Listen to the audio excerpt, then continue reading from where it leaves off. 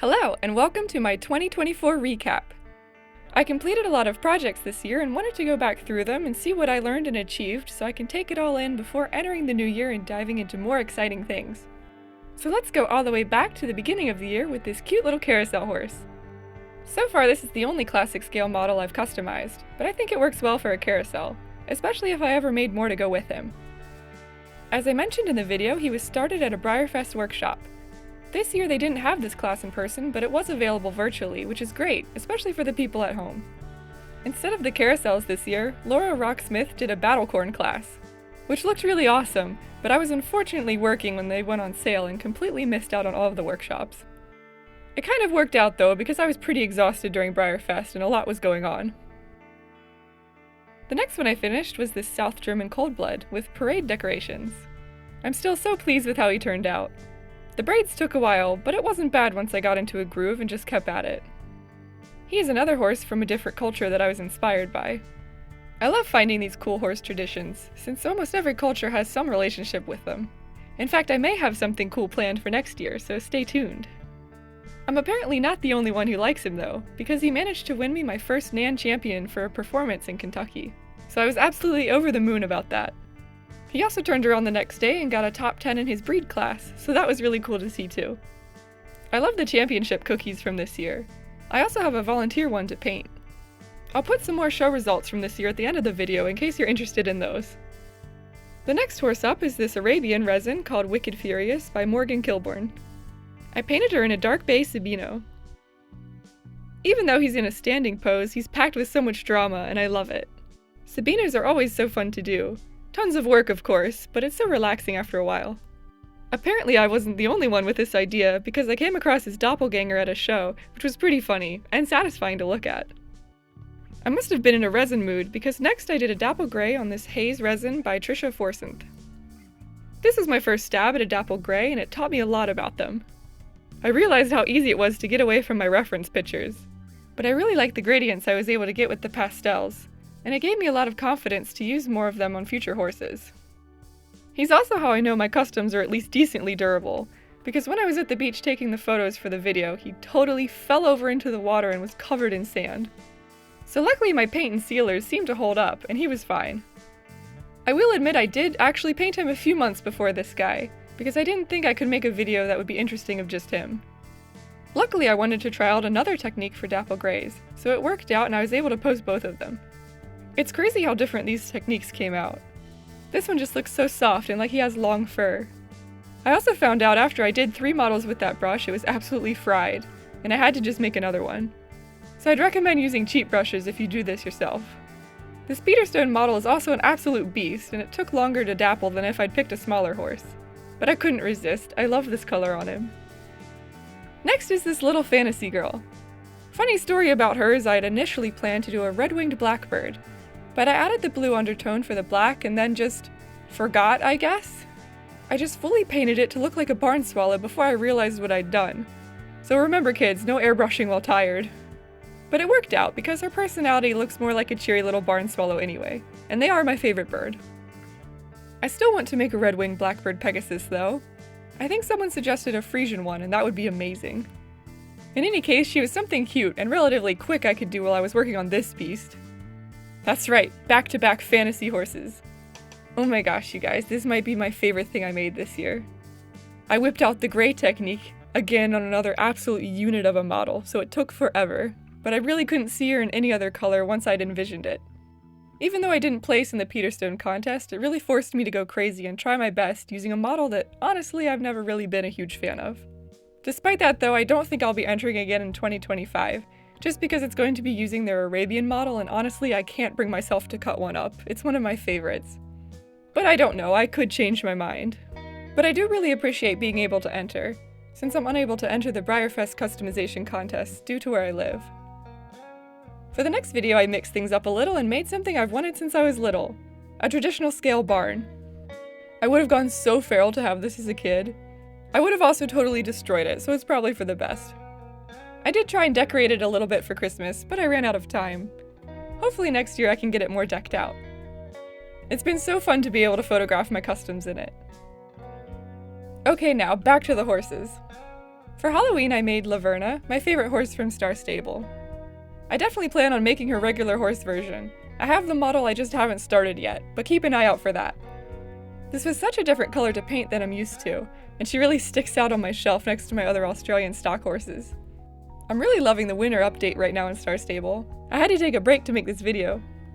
I really like the new horses, especially the deer saddlebred. Should I make a Breyer version of him?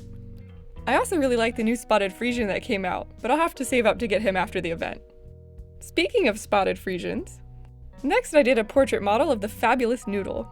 Even though I had so much trouble and basically had to paint him 3 times, I can't be mad. The detail was so worth it, and I learned a lot trying out new things for him.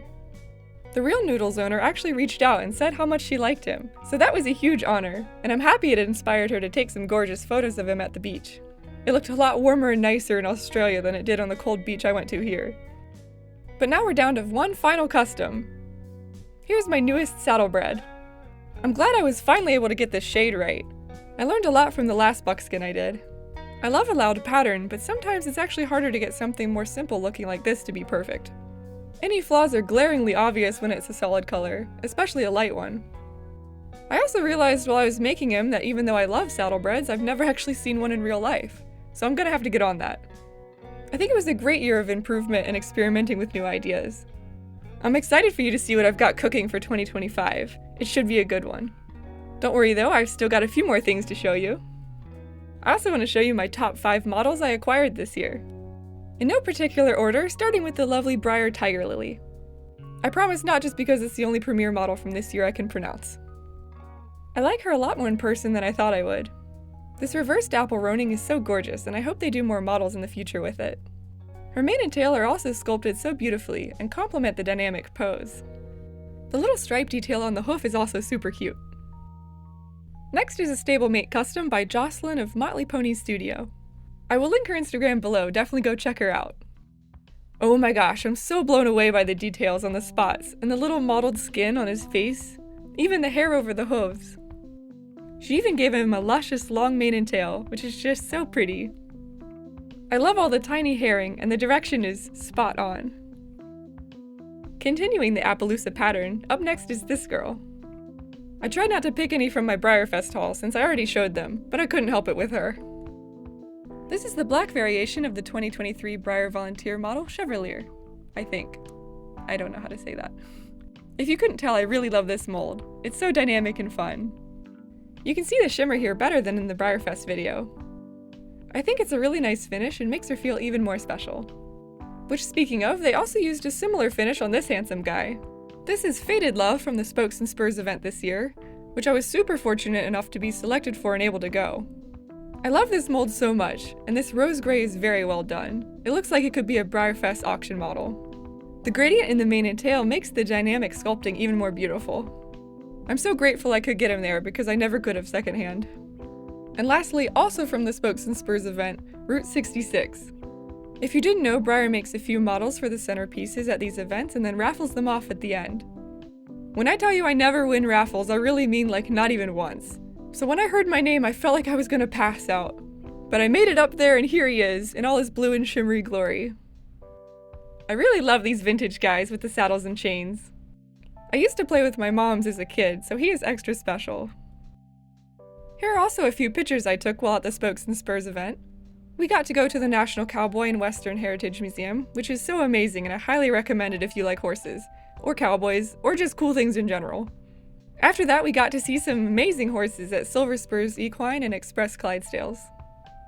I also got to go to Breyerfest this year, but you already know that. And if you didn't, go watch my video. As far as other horsey things I did this year, I got to visit Assateague and see the wild ponies. It was fun biking around trying to find them. I definitely recommend seeing them. I also went to Chincoteague and got to see the other herd, including Riptide. He's such a handsome boy, and I'm so excited to hear Breyer is releasing a model of him next year. I also briefly stopped by the Washington International Horse Show in October to see some very fancy jumping. But my camera didn't want to work, so I didn't get very many pictures. Back to model horse happenings, I did a decent amount of shows, including one literally inside of a Tractor Supply. I also helped host a show, so that was fun and stressful at the same time. I know some of you asked me how my customs do, so I did a better job of remembering to take pictures at the big shows this year. My Noriker got an overall champion in resin workmanship. My Western Trail got a Western Division champ, and then an overall OF performance champion. The Criollo was reserve in the resin Spanish division, the Shire was a custom draft division champ, and the draft pair was the harness champion, but to be fair, it was also the only one. At the North American Nationals, my Frisian got an overall champ in black custom workmanship, and also a top 10 for halter. As I mentioned earlier, my German draft got a performance champion, as well as a halter top 10. And my quarter horse got top 10 in halter as well. She also got a reserve Western performance at a different show. And he also got a reserve in other performance. And lastly, at that show, I got both champion and reserve for overall custom halter. And one last thing is I finally updated my camera. As I mentioned, it was pretty broken, and I got it to work for a long time, but it just wasn't cutting it. You may have noticed a slight quality increase, so that's why. So that's about it. I've been gabbing for way too long. I hope you enjoyed it. It was definitely fun looking back on the year. I'm hoping to maybe hit 10,000 subscribers in 2025, which would be crazy. So definitely subscribe. And I would love to do a subscriber special as a thank you, so let me know what you would want to see me make for that. And as always, thank you for watching. I hope you have a great holiday and I'll see you in the new year.